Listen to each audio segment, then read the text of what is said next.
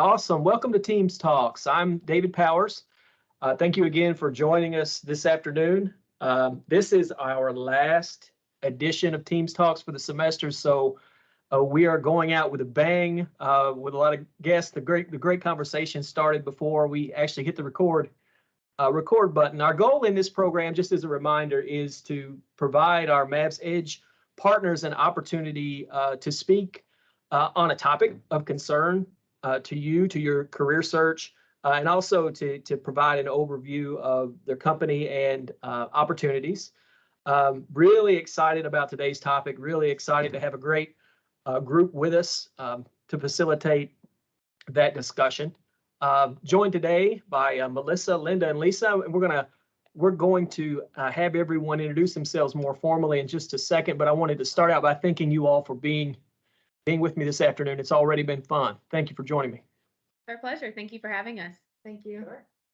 All right, we start out every week with an elevator pitch. For those who've seen Teams Talks before, we're going to go through our elevator pitches, do our formal introductions, know how important it is for students to be able to nail that intro, to be able to sell themselves. And I know it's also kind of stressful. I mean, for introverted students to put themselves out there in that way. So I think it's great to hear over and over again how different people introduce themselves based on the situation. So I'll get us started.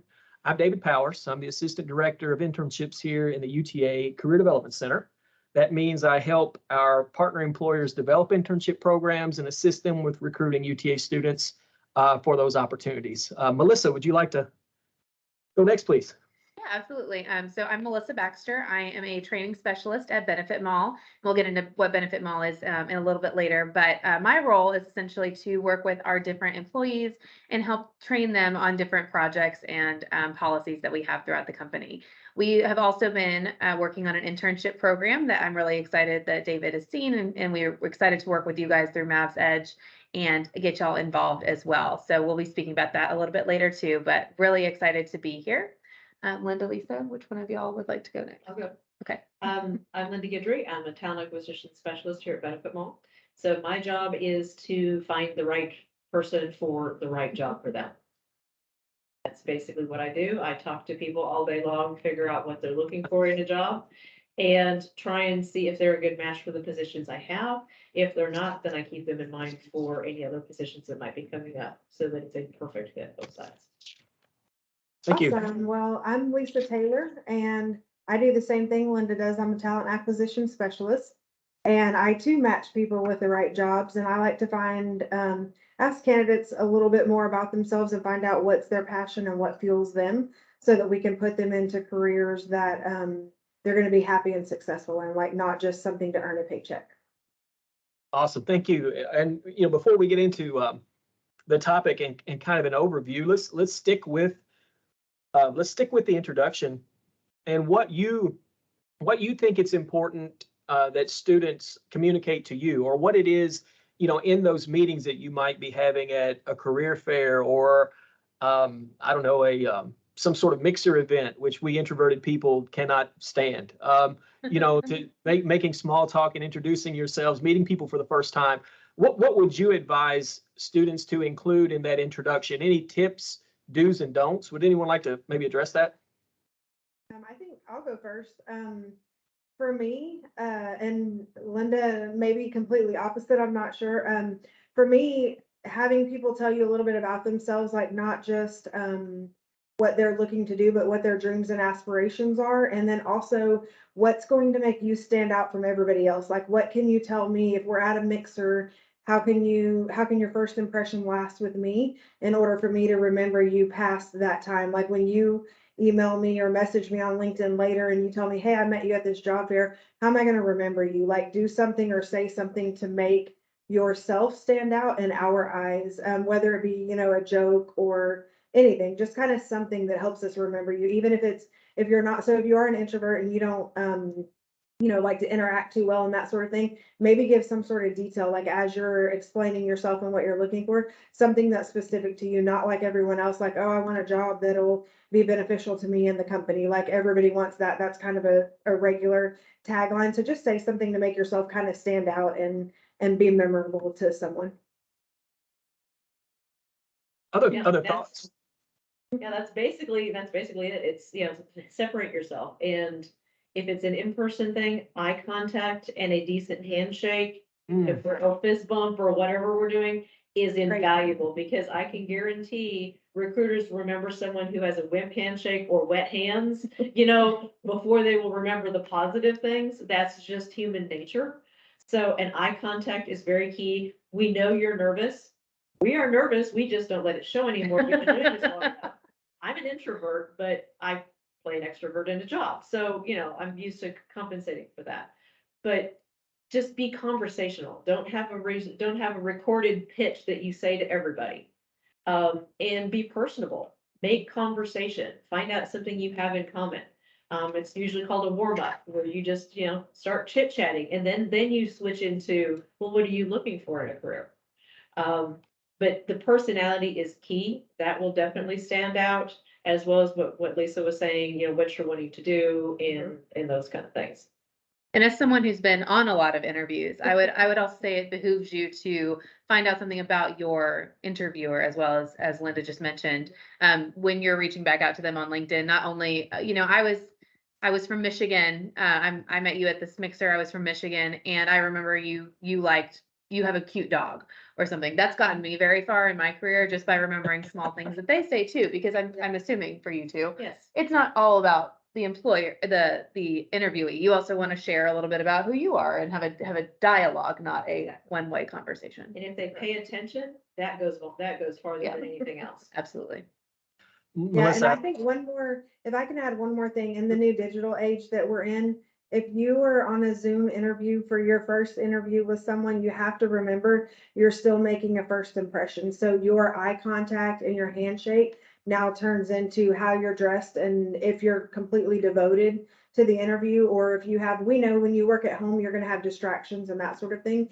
But when you're on that initial interview with someone, make sure you're in a quiet place, make sure you don't have distractions, make sure that you are properly dressed. Your background is appropriate for what you're doing. Yes, just kind of make sure, because that is your first impression, like in the digital age. Like we don't have a chance to handshake and that sort of thing when we're on Zoom. So just those things are pretty important, and they do go a long way. And make sure you have lighting right, so that you're not in witness protection. That's how it was a minute ago. Right. So. I knew this was going to be a good group. You're going to make my job easy. Ask one question. I mean, there was so much good stuff there. Let me try to go back Skip on. ahead of your question. Yeah, well, let me go- Best job. I mean, it's great. It's great stuff. I love it. So many things that we try to reinforce that lands a little differently when you hear an employer say it, right? Yeah. So, going back to a few things that I wanted to highlight or just kind of touch on. Melissa, when you said it's got you a long way, I thought when you first said that, I thought you were going to say complimenting or talking about people's pets. I mean, people love their That pets. too. I That mean, too. yeah, and We love pets here. people remember that. So it's I think it's tricky for students. You feel that pressure to be I don't know, overly interesting, or to have some great opening line or something like that.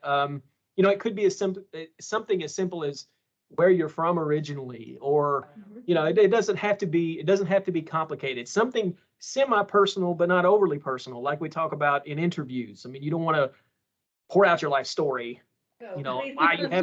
Why you haven't gotten any interviews, you don't think, in the last 9 applications or anything crazy like that. But Lisa, you said something also that kind of struck a chord with me, and someone else on the panel followed it up.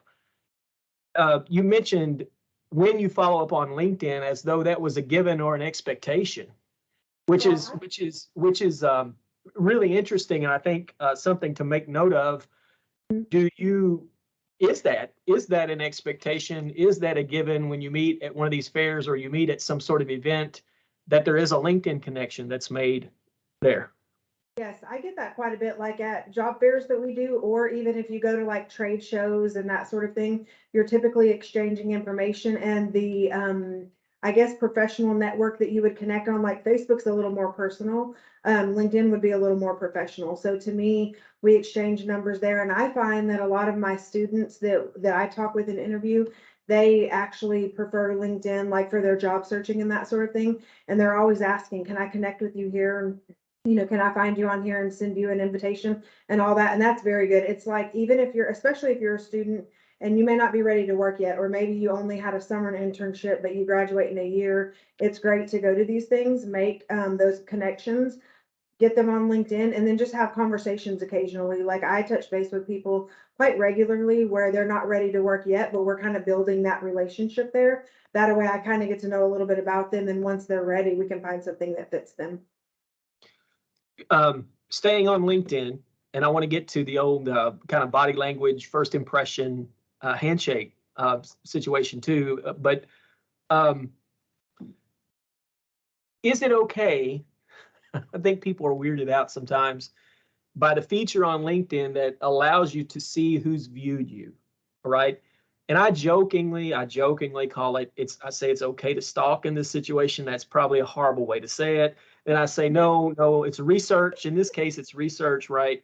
So is it permissible? Should you feel weird if you're viewing people's profiles and they see that you're viewing their profiles? I mean, what are your thoughts about some of that? I know I have heard that from students that, oh, well, they're going to see if I looked at their stuff. On the before I meet situation. If they're actively looking for a job, then that's one thing. If they're just randomly picking people out that have no connection to what they're looking for, that's something Right. entirely different.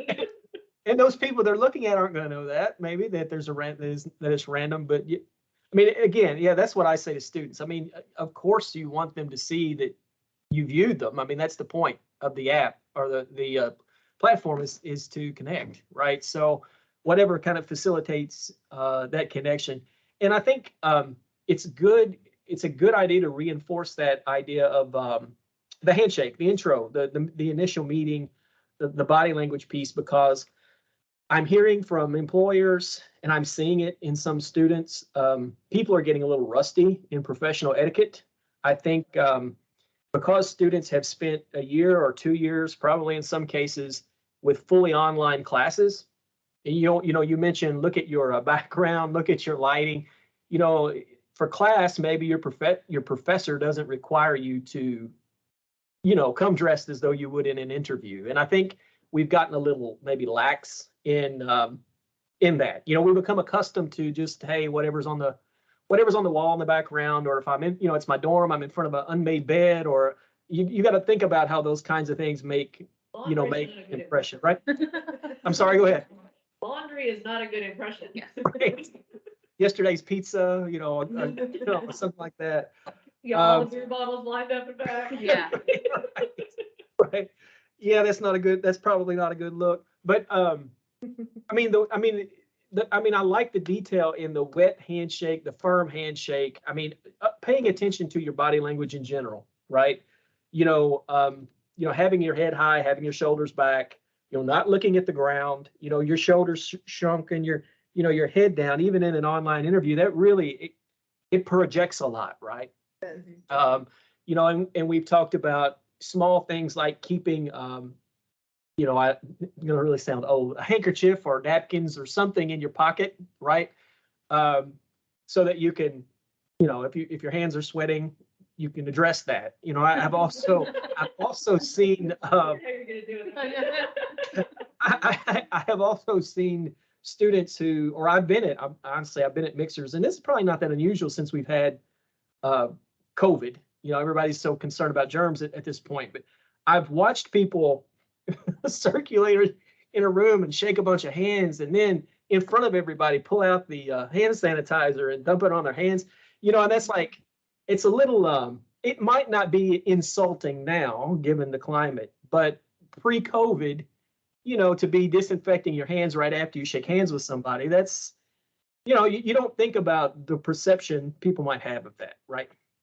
I mean, any thoughts about any of that? Bone crushing handshakes. I've heard people talk about getting their hands squeezed too hard, but any thoughts or tips around body language? Is it for a good reason or a bad reason? The job.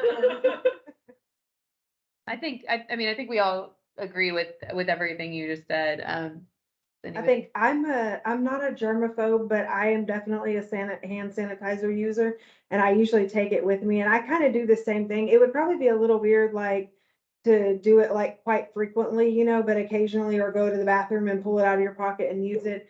It is kind of a new norm for where we are now. I think, like, maybe if you are a germaphobe, that probably isn't the best place for you, but you might be using it like in between shaking everyone's hand, so kind of doing it at limited use.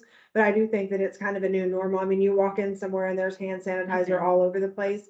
And if we are having gatherings like a mixer or something, you're probably going to have sanitizer on like every table and all of that throughout the facility. So it's really not that weird, but I mean, definitely kind of to Linda's point of a wet hand, like rub it in and make sure it's all gone, because we don't know whether you just went to the bathroom, just wash your hands, just use sanitizer. Like, we have no clue. So like, not wet hands would be great for sure. Right. And there's a subtle way of disinfecting your hands versus the going Yes. over there, standing over there.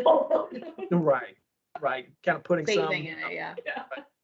Do y'all feel the fist bump is still professional? Okay. Yeah, that, and I mean, I've seen a lot of companies that even do like elbows, Yeah, that's like the kinda- elbows, yeah. Yeah, touch elbows or fists or whatever. I think that is definitely another, maybe a Because little it's still, more it's still professional people way. contact, Got which it. this, Mhm. it still serves the same purpose as a handshake. Right. It's just a little. Yeah, it's still that greeting. I've gone pretty much to the fist bump. I know, especially in the field that I work in, and we're trying to teach good habits to students. I feel it's a little casual, but you're trying to respect people's COVID space, right? Right. Say hello without trading any germs or viruses, I guess. All right. Let's get it. I'll get us back. I know we spent more time there than I had intended to, but a lot of good discussion. I know we wanted to do a little overview. Tell us more about the company and any current opportunities or the internship roles. I'll turn it over to you all to talk a little about that, if you would. Sure. So I'm happy to do BenefitMall and our internship program, and then I'll pass it to y'all where we're at currently. So BenefitMall is we're the fastest, easiest, and most trusted broker services company. And what that means, because I didn't know what that meant a year ago, broker services are essentially when health insurance is very confusing and it's very hard to understand. And so in most states, you have to be a licensed broker in order to sell it to companies. We help those brokers create packages in a fully digital environment to sell to their companies so that you can have the best insurance options available to you. So that's what essentially a general agency is. As BenefitMall, we work with everyone from individuals and seniors all the way up to groups of about 100, 200, I think is the largest we tend to go. Our sweet spot is small to middle-sized companies. So while that may not apply to most of the students here, when you guys do get into corporations, BenefitMall is one of those companies that's helping that company build its benefits program for you. So that's what BenefitMall does. And we're really excited because one of the initiatives that we've been working on this year is retention. Our company is very dedicated to retaining our employees, and we're doing so in some really great ways. Today, we're all in the office because we had a barbecue that our Dallas headquarters wanted to throw, and it was the executive leadership team that was serving their employees. So it was a really great way to get everyone together in a safe space outside and have your leaders really care for you. But another piece of that is we are really looking to include interns. We really want to ramp up our internship program. And so in May, we're officially launching what's called Be Discovered. Everything at BenefitMall starts with a BE. And so our new program is called Be Discovered. And what we're doing is we know internships can be any time of the year. We know they can last, 3 to 6 months. And we're flexible with that depending on the different roles that you guys are looking for. But what we're really excited about is we're creating an intern space. So we have a dedicated page on our intranet where you guys can connect with one another. We'll do lunch and learns with executive leaders to learn more about the same kind of thing we're talking about. Skills. What does it look like to be a good employee? What do you need to know as you advance in your career? How do you know how to advance in your career? And we're also creating a different cohorts as well. So when you guys do have internships, if they're within normal standard times like spring semester, fall semester, summer semester, you'll get to meet those other people. So we're really, really excited about that, launching that officially internally. We don't have a lot of internships available currently, but Q4, which is October through December, if y'all are not into quarters yet. I wasn't until I was in my mid-20s. Is when our season really ramps up. So I'm sure your parents come the end of the year, they're like, oh my gosh, we have to do benefit selections. What are we gonna do? That's why we're busy as well. So we have talked to our different sales operations and service operations teams, and they're creating some really great Q4 internships. So keep looking on our Career Center website. And Linda and Lisa can talk a little bit more about that as well, but that's where we'll be posting those soon, and it'll also be on Handshake.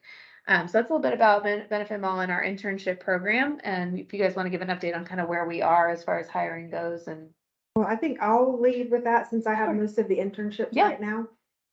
So we do have a handful of internships right now. Most of them are available in software technology, software development, I'm sorry, software development. And that's where the openings are currently. But as Melissa stated, we're gonna be looking to offer like more positions and a little bit, kind of broaden that out just a little bit, because IT is basically the only department that we're currently working with openings. So we've got that. We do have other things.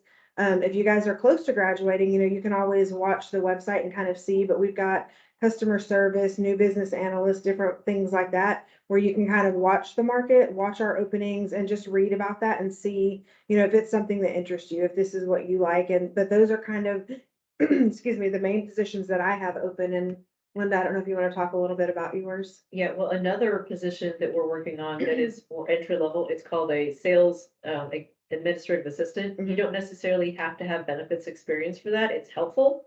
But it is a good way to get into the company.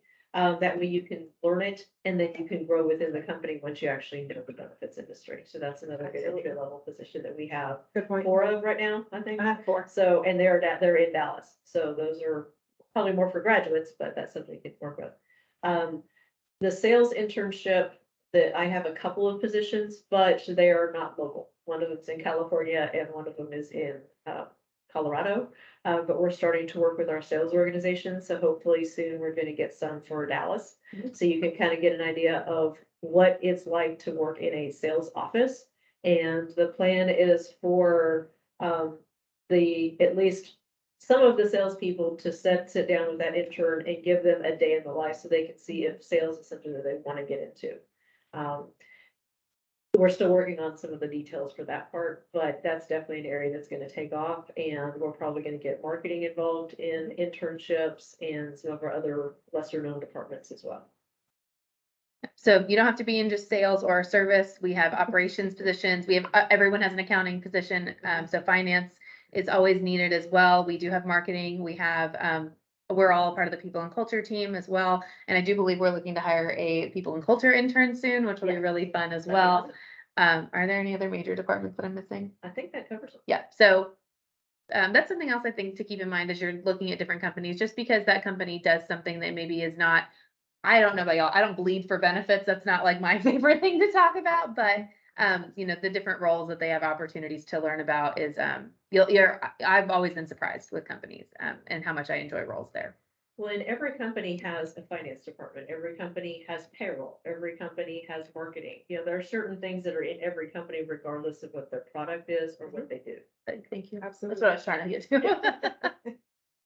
Yeah, that's why I love to have, these kinds of discussions, because you don't know, as a student, you don't know what you don't know, right? I mean, like you said, you associate a company with a specific service or brand or product, and you don't understand that there are all of these support positions available, in a number of different kinds of departments. There's so much opportunity. So thanks for breaking that down. Something else that you mentioned that we put a lot of focus on in the EDGE program, or that we really encourage our partners to focus on, is that I love what you're doing with the internships in terms of helping them develop professionally. I mean, that's what separates an internship experience from a part-time job or a temporary position or a volunteer opportunity. It's that mentoring, guidance, professional development. What are you getting from this experience, and where is it going to take you? Where can you be intentional about, where it's leading? And the other thing that I really emphasize to interns, and we've done an edition on it in Teams Talks, is your network. The opportunity to network, the opportunity to meet people, to, again, be intentional about meeting people.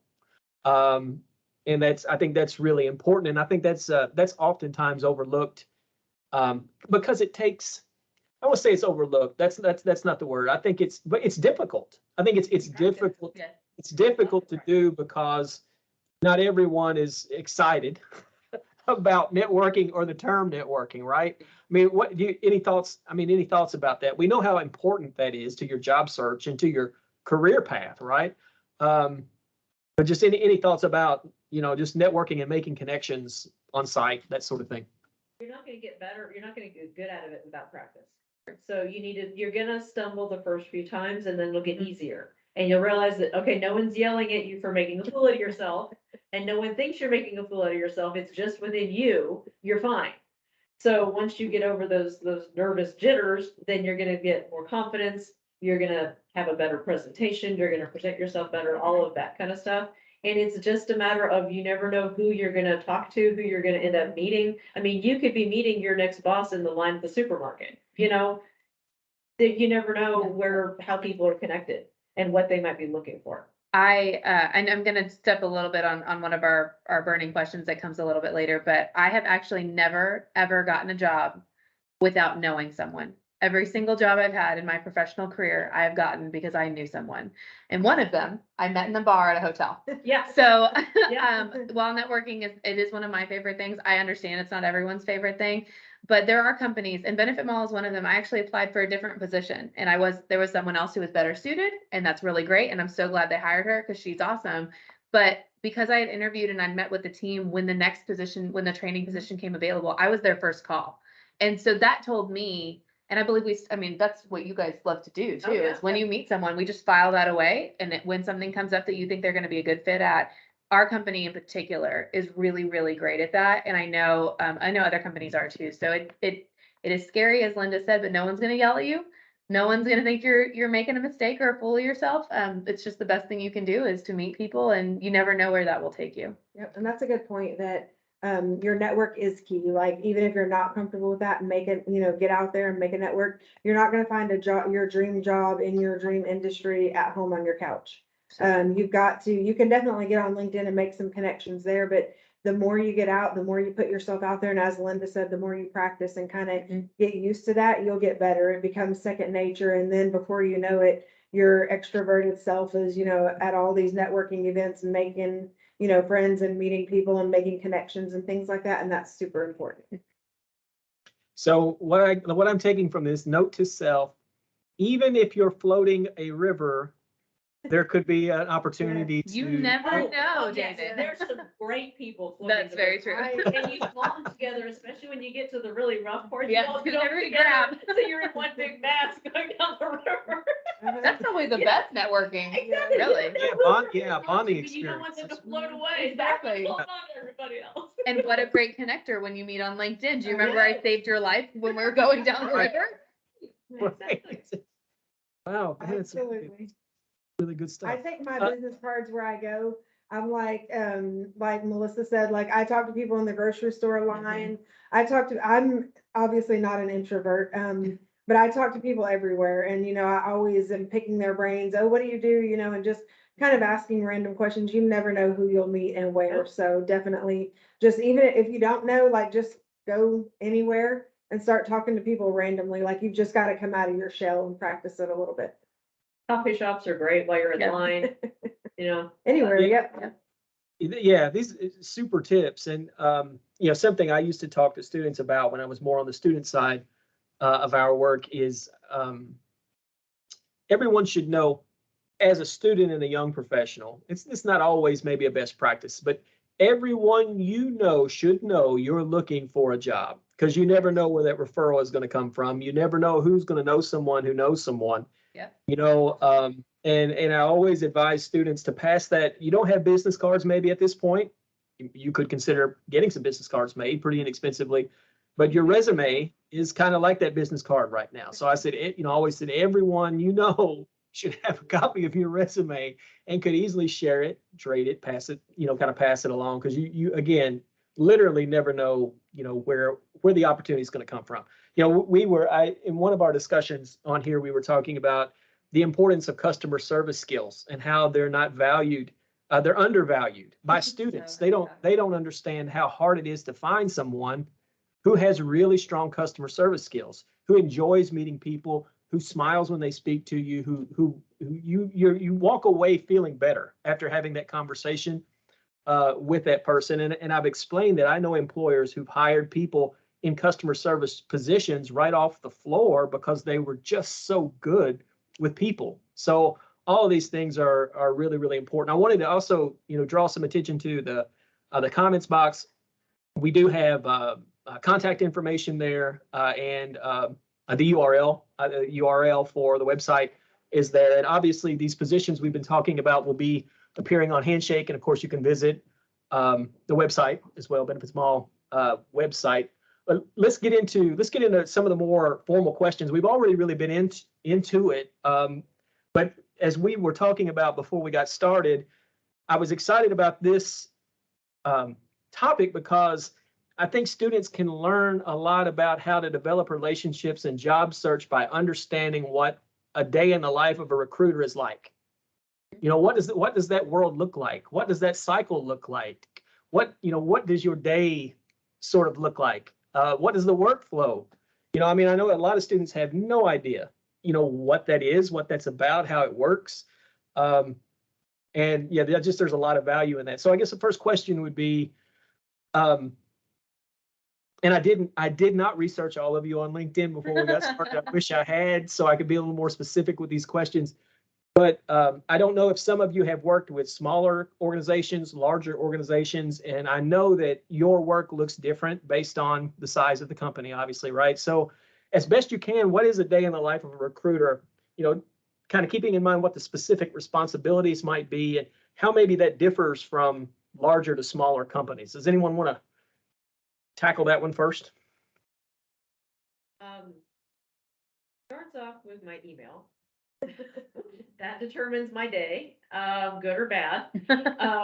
And just I have the bottom of my screen is lined up with things. Okay, I can do this here in a minute. I can get back to this one, and then I handle the emergencies then. And then I check. We have a intranet site or be connected to kind of see what's going on with the company. It'll has birthdays and all kinds of new stuff that's posted and all that kind of thing. And then I'll start going back to those emails. I'll get on our applicant tracking program. It's ISIMS. And we have a scheduling link, which is awesome to get people to get on our calendar. So we don't play phone tag back and forth for trying to schedule interviews. So a lot of the emails I'm receiving are, people saying that, yes, I want to interview and picking the time. So I figure out which job they attach to, put them where I need to so I can remember where they go. And then it's a matter of the rest of the day is filled off and on with pre-screens, kind of getting back with managers, setting up interviews, all the random minutia questions that come in between. And I think I have 40 different requisitions that I'm working on right now. So it is basically a hot potato kind of situation of which is the biggest priority at any given moment. So that 40 requisitions for folks who might not be familiar with some of the terminology. That's 40 required job postings, jobs that you're filling. Is that some of those accurate? job postings have more than one opening in them. Okay, right. So you're talking about, let's say, I don't know what well, if you can share this information, I know it's hard to generalize, but your average candidate pool for any specific job opening might be, can you share that? Well, I can get, one, which is really irritating, but because that means that I can't just go through the database, to hundreds. Right. Lisa can definitely attest to that Yes. because our IT internship positions usually bring in 100 to 200 resumes every time. Yeah, and so there's tedious on both sides of Yes. that one. I have like 50, like the minute you post an internship, for IT, I had 50 applicants in less than 2 days. At which point, I cut the, posting off because it's not, everybody's not gonna get your full time and attention if there are so many people in there. It's already gonna be hard enough to dedicate time to that. You're looking at, a 30-minute phone screen with people. You're looking at probably 10 to 15 minutes going through their resume.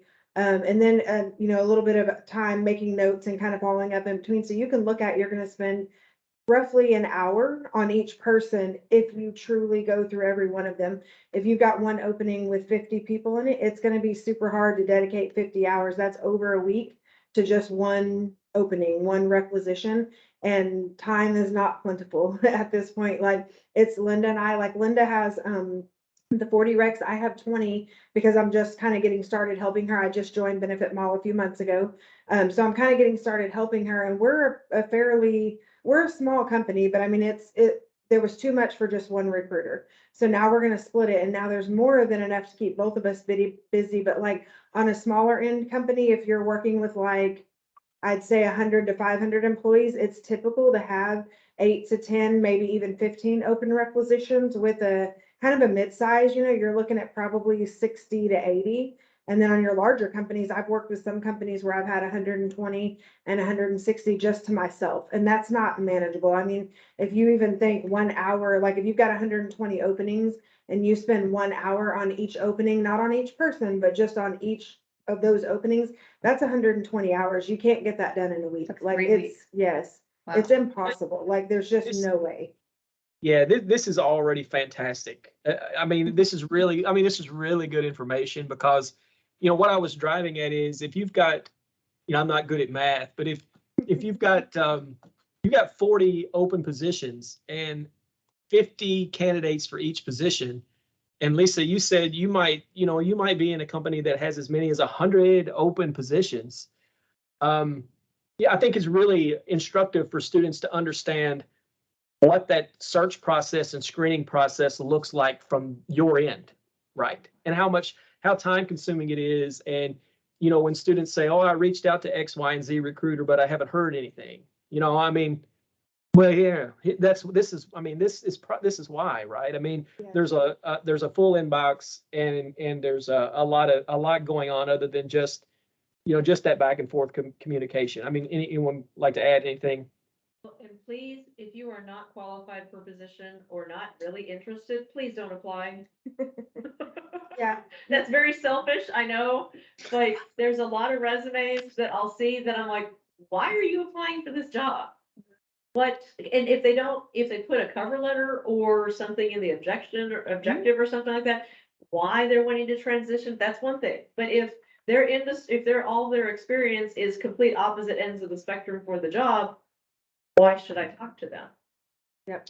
And I will Yep. say too, like, not having complete information, if we do have that opening that has 50 people in there and we're going through it quickly, your resume is gonna need to be laid out. You're gonna need to have things on there that are applicable to the position, because otherwise, if we've got those 50 people, there's no way that we can spend an hour on each one going through them. So we're going to have to cut time down. We're gonna have to look at, where can we cut corners where it's not hurting anyone. And what's gonna happen is the ones that are, in the best order with the most information up front, kind of direct, are gonna get more of the attention than the other ones that don't. And a little bit to Linda's point, a lot of people apply these days and they don't have cover letters. If you, especially coming out of college, I think if you do a cover letter with your resume and you kind of explain where you are, what you're looking for, where you're headed, if you apply for something that doesn't quite seem right to you, but we know that you just got your bachelor's degree and you're interested in working in finance, it could be that we may have something come open where, from reading that letter and learning more about you, that we can actually direct you somewhere else where you'd be better suited as well. Exactly. Yeah. And read the qualifications for a job. They're there for a reason. They are not suggestions. They're not suggestions. They are requirements, and we will put required or helpful or, might be nice, those kind of Preferred. things, preferred, Mhm. all those words on there. And if it's required, that means that you're gonna be eliminated anyway. Once So we get to that. Are objectives still relevant for resumes? I think they are. Absolutely. Okay. As long as they're not the generic, I want Yeah. a job that I deal with people and will be fulfilling, no, that doesn't help anybody. But if it's honestly about what they're looking for, or if they're transitioning to a different career, Mhm. or like for interns, what type of internship are they looking for? What career are they looking to be in? Yeah, and just keep in mind that as we're going through that, whether we have you on the phone or whether we're looking through your resume, short and concise is gonna be key. Please. Like don't give you know, a long drawn out story. Like if you're asked questions, kind of answer them directly, or if they tell you a situational question, like tell me about a time when you whatever, you know, don't go all the way around the moon to get to the question, like kind of just get direct to the point, because you're probably on like a 30-minute call. You may get 2 minutes for someone to review your resume. And if that objective on your resume is good and pulls us in, you know, we're going to look a little bit further, and then just make sure that you're completing things, you know, that they are complete and that you're kind of direct to the point, because a lot of the recruiters aren't going to have time to get through things, not just with us, anywhere, you know, to get through all of the resumes and all of the applications. And then all of the people, if you're following up with a phone call or an email, more than likely, at least half of the rest of the people are doing the same thing as well. So it kind of goes back to that, make yourself stand out. Well, And and be you it know, that another objective thing, statement or anything. it is not, doesn't apply to us, but there are a lot of companies that have a system that screens out resumes. Mhm. And so if you do not have the right words on there or the right format, you're gone. You could be the great candidate, but if you don't make it past the computer, you're not gonna get talked to. Yeah. So much great stuff there, and some things I want to go back and highlight. One, something that I'd not heard before that is a huge, fantastic tip, Lisa, that I've just not heard anybody mention is apply early. I mean, as soon as, you know, what so many students will do or job seekers will do is they'll see the posting, they'll flag the posting, and they may not apply. Well, it doesn't expire for a month or 2-3 weeks, so I'll wait till the day, 2 days before it expires. And I mean, students, let me use myself. As a student, I procrastinated. I mean, I would wait till the last day. I had other things going on. So, and poorly prioritized life, more or less. But you wait too long. You can wait too long to apply. And I don't think that's something students have in mind. Something else that you mentioned are cover letters. And I almost wanted to do an entire session on cover letters. One, just with the question being, do people read cover letters anymore? I mean, I know some employers, kind of like your objective state question, Melissa, they can be so generic. You know, cover letters can be so generic. You know, I heard about it here. I'm looking forward to speaking with you, you know, blah, blah, blah. You know, and I've been through stacks of those sometimes too. But it's good to hear and interesting to hear that, you know, you might write a strong cover letter and it move you into another position or have you considered for another role. I think that's important for people to understand. Any thoughts there?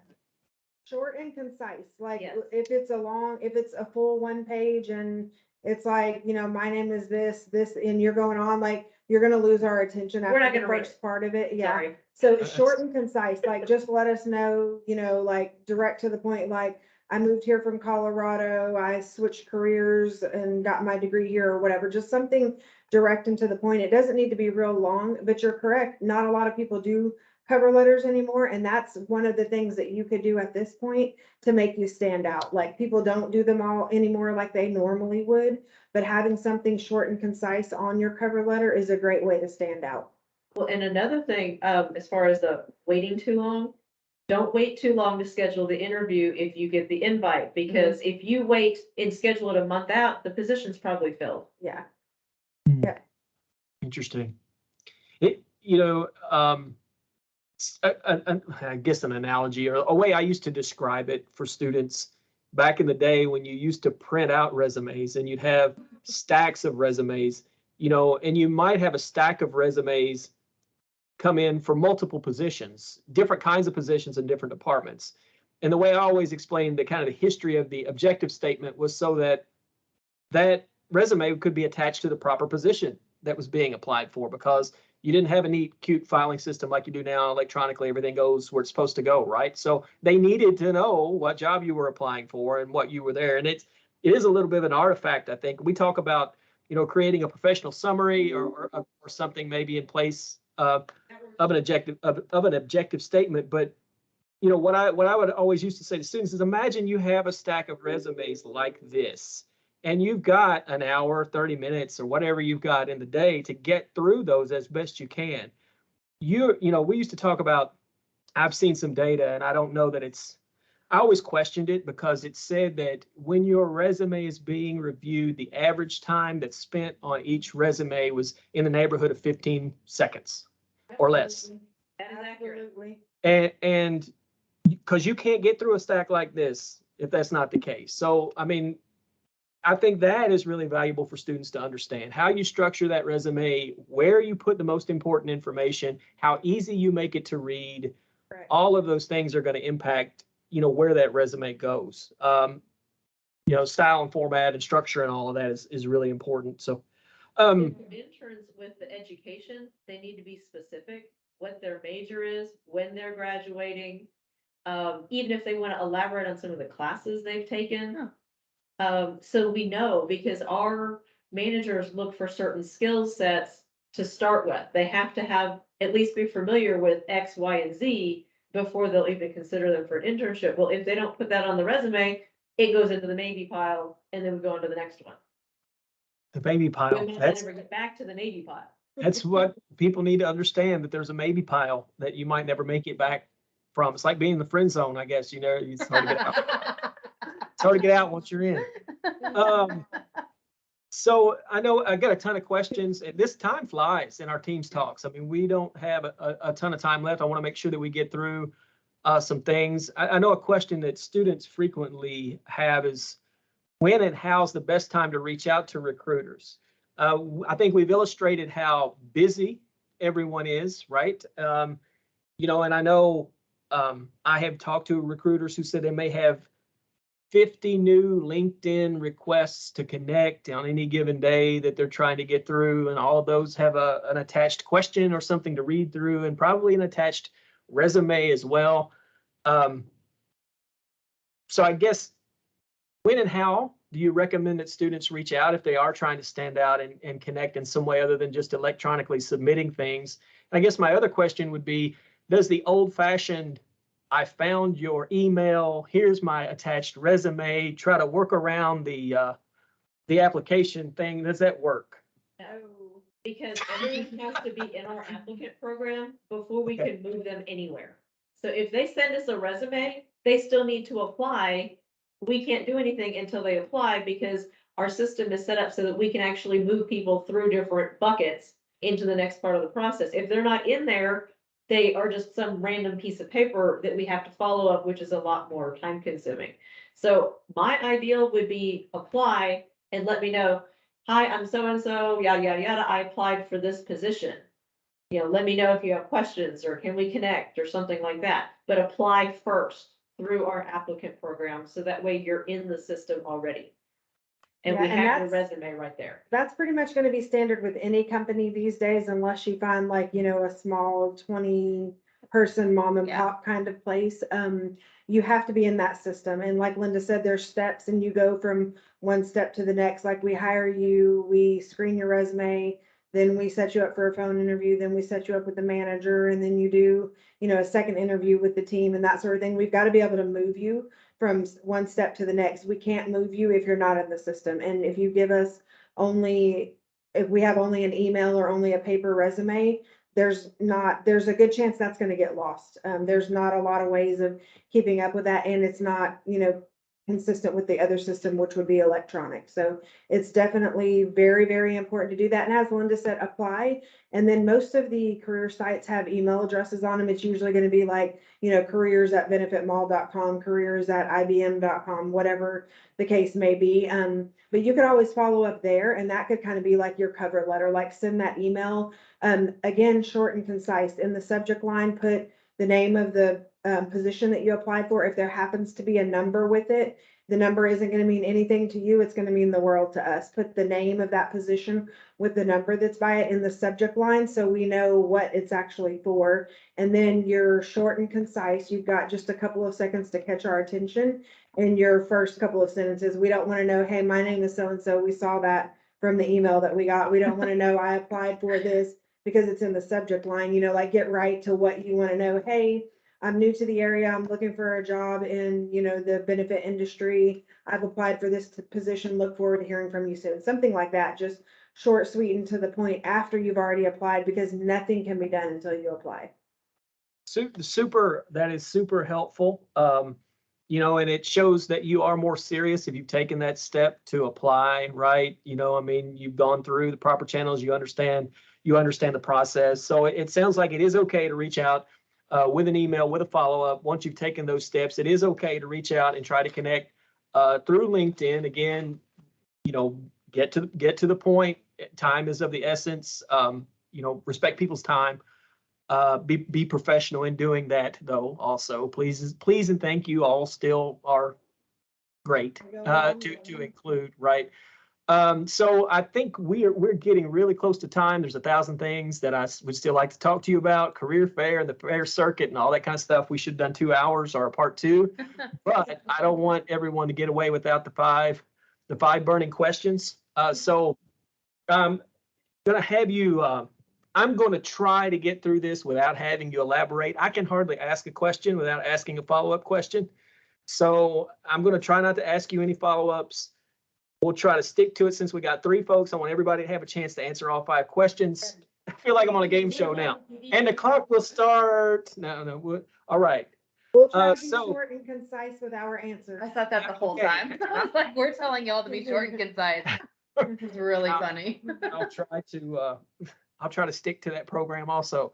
So we'll do, if I can remember which way the clock goes, we'll go clockwise. So Melissa, Linda, and Lisa, I think that's how my clock would be, what I'm seeing on the screen. So I'll ask you the first question, and we'll all try to be brief. All right. Melissa, what was your first job and dream job?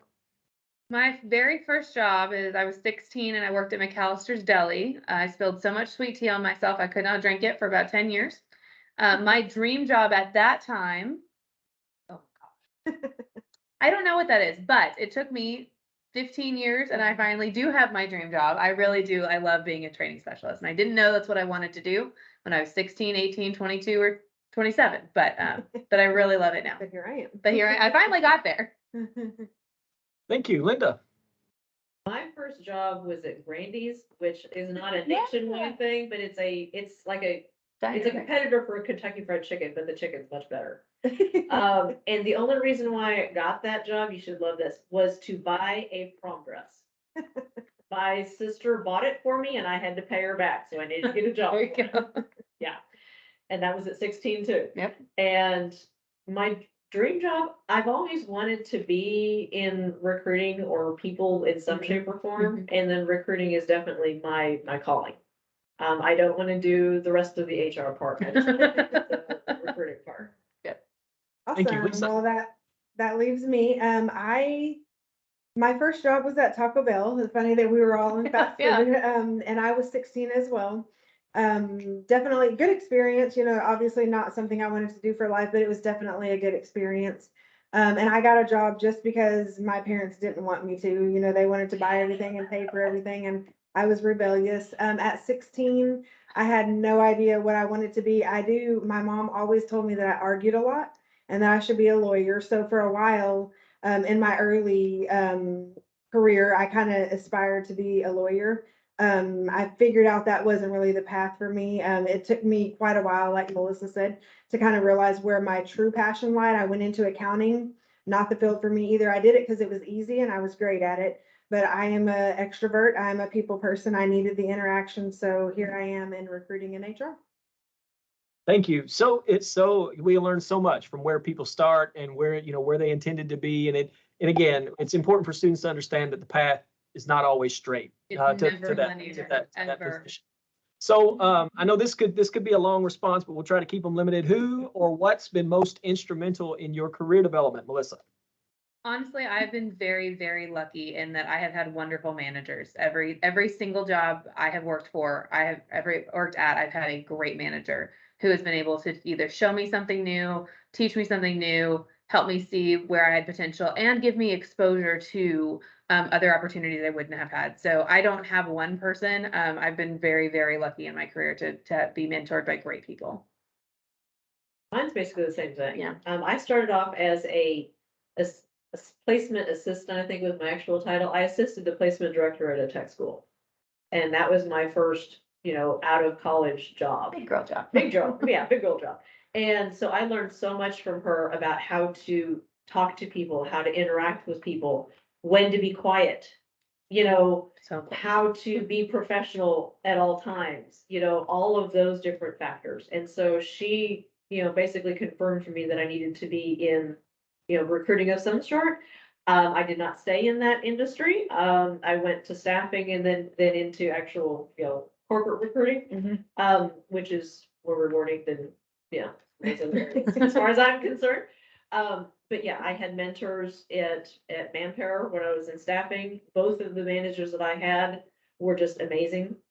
They taught me so many different things, and you just learn from observing. And like, oh, I like the way she said that, or those kind of things. Yep. So I'm going to flip the script because I'm complete opposite. I am, I have to, we can't give you guys all the same No, it's perspective. boring. So I did not have a mentor. I did not have a lot of leadership. I was very stubborn and hard-headed, as I stated. No one could tell me anything. I was on my own path. I had it all figured out. Don't do that, kids. Don't do that. Exactly.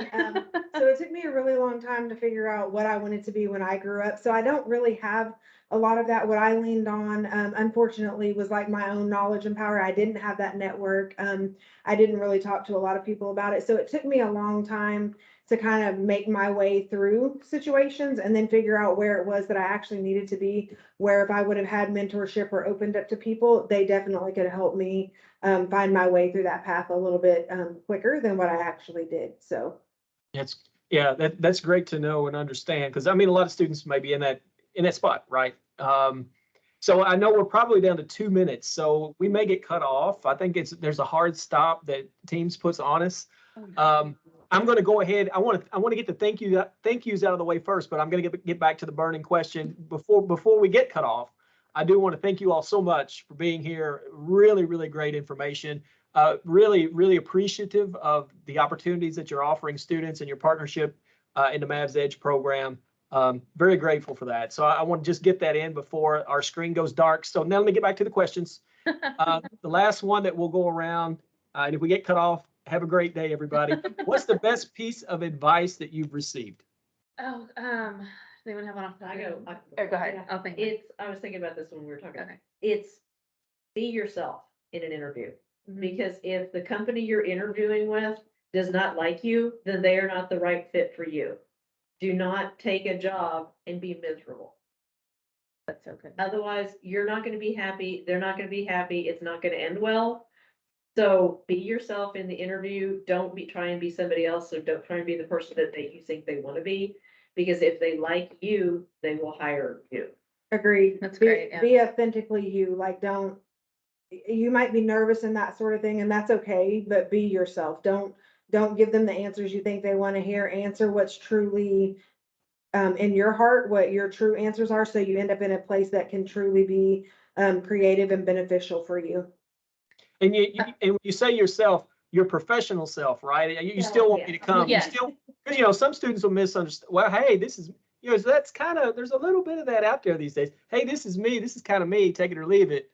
You do still want to present, right? Yeah. Right. But don't answer questions in the way you think that they want to hear, Right. because it will come back out once you get hired and realize that you're not the person they hired, and neither of you are going to be happy. Yeah. Excellent. Right. Yeah. And I always, to put students at ease in interviews, I always try to get them to understand you're interviewing the company as well. This is a two-way decision. If you don't like the vibe and they don't call you back, good. I mean, move on to the next, right? A best piece of advice, Lisa? I did think of mine if you want me to go. Go. Okay, so mine is just say yes to anything. If it's not in your job description, you learn so much by getting to try different things and by getting to meet different people in different parts of the company. So yes, it's scary, and no, it's not what you were hired for. Say yes anyway. It makes you look good. You learn something new, and you never know when that's going to be helpful down the line. Come out of your comfort zone. I'll try to get that in real quick. Come out of your comfort zone and do, don't do the things that you're comfortable with all the time, like venture out. And if you're not comfortable with that, practice. Talk to anyone who will talk to you to kind of get to the point where you can have conversations and not be so nervous. So when you have to have them, you're ready to go. Yep. Really, really good stuff. Thank you all again. Want to remind folks that we have information in the comments section. Obviously, all the positions, everything you need to see those opportunities is in Handshake. Always visit the company website and explore research as well. I hope you all have a great day. And again, thank you for your time and best of luck, students, as we head into finals. Yes, good luck, Good luck. everybody. All right, Thank you, Take care. David. thanks a lot. Bye-bye. Thanks, Ted. Bye.